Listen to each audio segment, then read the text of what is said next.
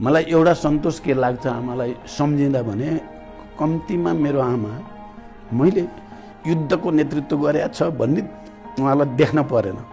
देखेको भए सायद उहाँलाई बाँच्न गाह्रो हुन्थ्यो। त्यस्तो मनोविज्ञान थियो क्या उहाँको। तर उहाँ चाहिँ ठ्याक्क मैले जनयुद्ध सुरु गर्नुभन्दा 1 वर्ष अगाडि बित्नुभयो। हाम्रो परिवारमा हैन अनि एकदमै धेरै उतार चढावहरू धेरै भयो। मम्मीले धेरै दुःख गरेर आउनुभयो। कहिले नि त्यो कुराले चाहिँ एकदमै पीडा हुन्छ। हामीले जन्म मात्रै दियौँ तर हामीलाई चाहिँ अब पाल्ने अब सबै भाइ बहिनीहरूलाई आमा बाबुलाई सबै अब उसकै हातमा उसैले गरेको हो। हाम्रो आमा भने पनि हुन्छ, आमा बाउ नै हो यो त हाम्रो लागि चाहिँ।